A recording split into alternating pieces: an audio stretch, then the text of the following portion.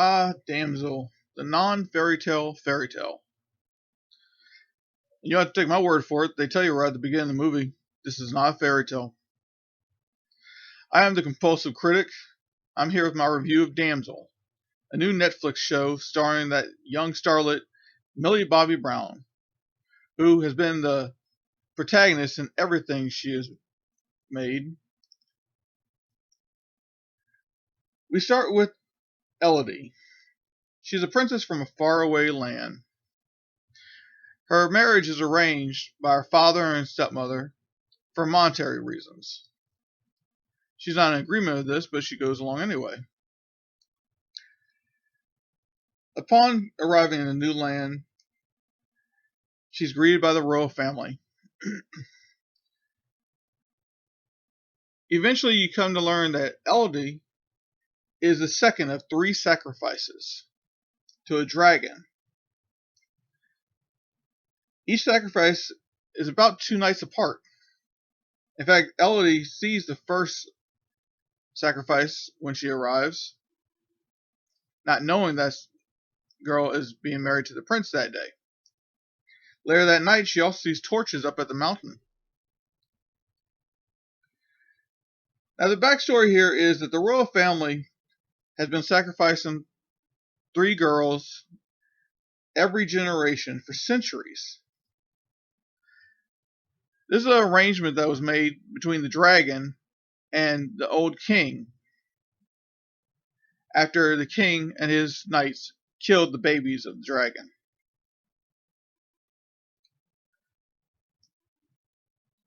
The father is told, apparently, that Elodie is to be sacrificed, and just storms off and does nothing about it at the time.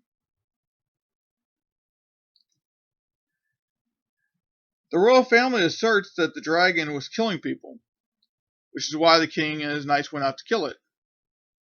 Although they did it in such a horrible way, they eventually went into the mountain.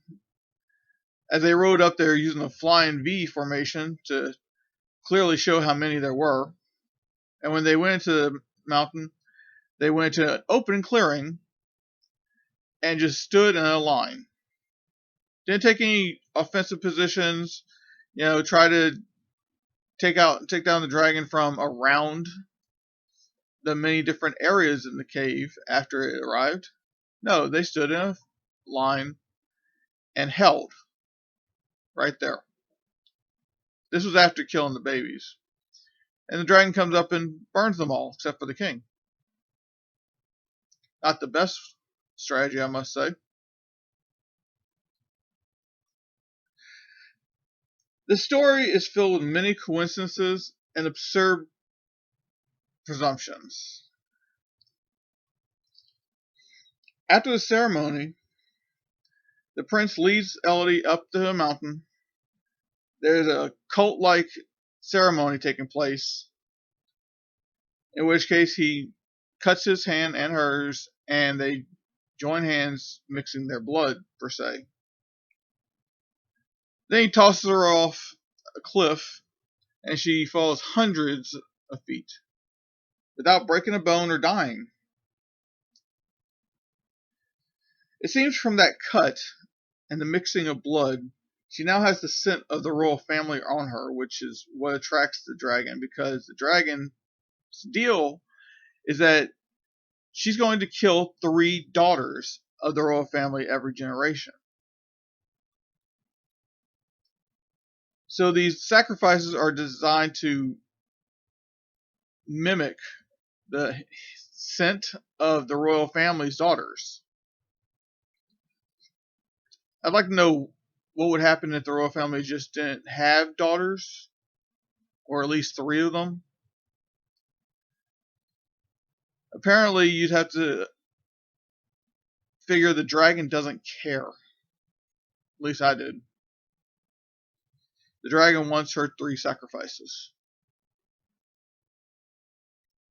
In the cave, a convenient stone pendant that Elodie wore can be turned into a light after she ignites it.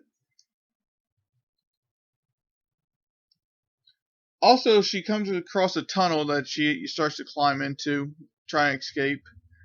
Uh, but it seems this tunnel doesn't seem to have the right physics connected to it. First, she falls what seems like up, and then she falls down. Or maybe it's vice versa. Really hard to tell. As she jumps across the cavern, she is saved once again by her belt on her gown, and then uses the convenient dagger style object that they stuck in her corset to scale the rock face. She comes across these magic glow maggots. She uses them as lights since the stone is no longer available to her. And then we eventually find out that these maggots are also healing maggots. They can heal wounds. I often wonder exactly how much healing they can do. What is the extent of their powers? Could they heal death? Could they heal someone close to dying? It's never made clear, actually. She actually uses this later on when the dragon is injured to gain its allegiance.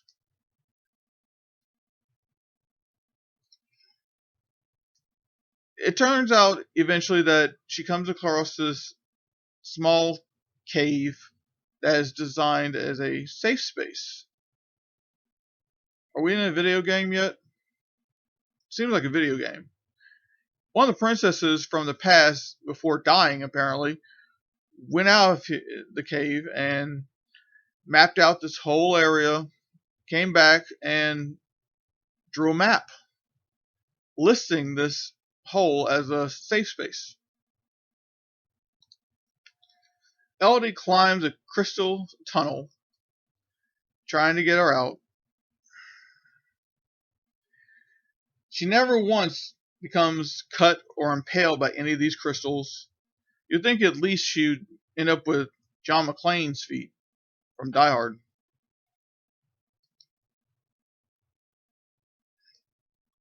The sister is eventually caught by the queen and used as a sacrifice since Elodie has not died yet.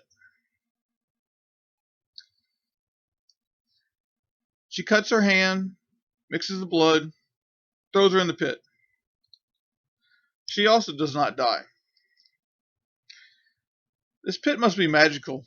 It appears no one dies from falling into it.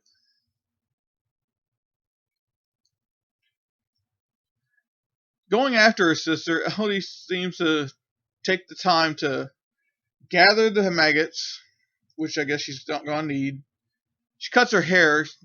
She has to have that strong female character hairstyle. She gathers up armor and then creates a diversion for the dragon, who she presumes still has her sister, and then immediately kill her. Also, the dragon presumes that Elodie's going to come for her sister.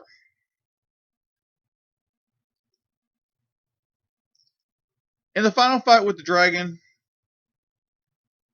Elodie moves like a ninja. She's also hit point blank range with fire, and this doesn't kill her.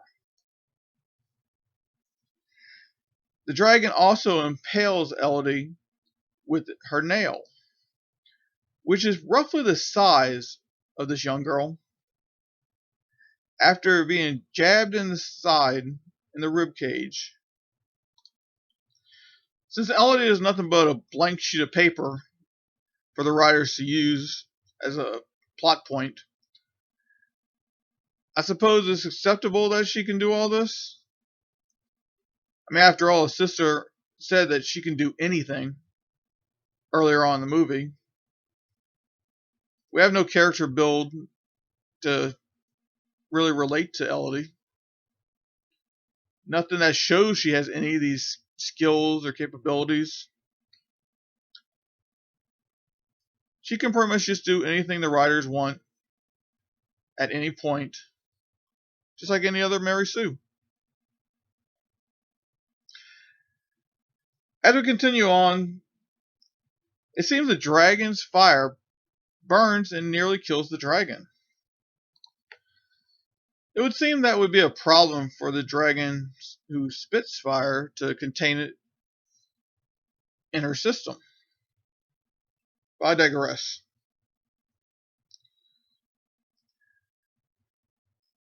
Elodie goes and gets the magic glowing maggots and heals the dragon.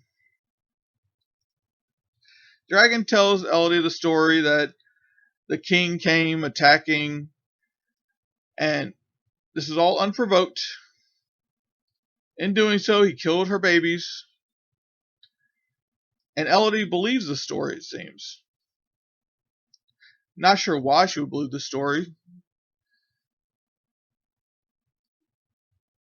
The royal family also has a story of heartache and centuries of torment and torture by this dragon who wants to kill 3 of their daughters every generation.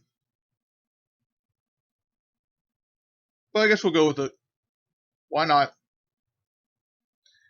Elodie and the dragon go back to the kingdom, and in classic Game of Thrones style, just like Daenerys, they slaughter all the people in the kingdom. Just torture them. Innocents and those who you may not think are nice alike.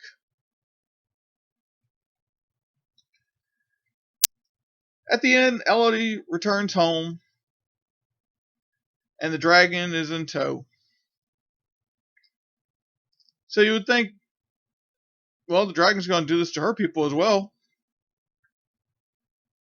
Maybe that's Elodie's intent.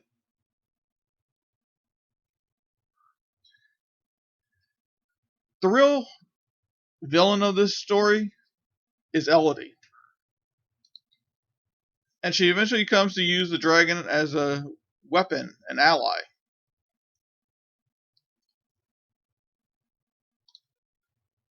The dragon is no good. She tortures and torments centuries of people in this kingdom just on the supposed acts of one man and his knights.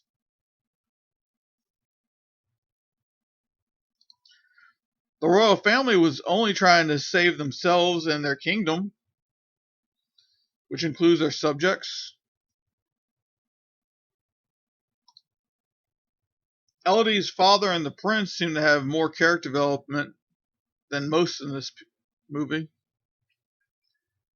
The father does regret what he's done, and he goes to try to save his daughter. The prince is actually quite remorseful, it seems, about having to go through with these marriages just to sacrifice these girls. And he definitely just wants to move on from the 3 sacrifices so he can live his life and have a real bride eventually take over the kingdom, I suspect. Damsel is a good example of how to make a bad movie. You have a Mary Sue protagonist that is supposed to be the hero and is really the villain of the piece, much like Ray. As far as watching the movie goes, I'd rate it good enough for background noise, which means don't try to pay attention to it. If you're doing other things, you can put it in the background. You won't miss a thing. Well, folks, that's my review of Damsel. If you liked it, hit that like button. If you have any thoughts on my review, let me know in the comments. Any questions, send them through. Be sure to subscribe to my channel and hit that notification bell to be notified of future videos I have coming. I am the Compulsive Critic. Y'all take care now.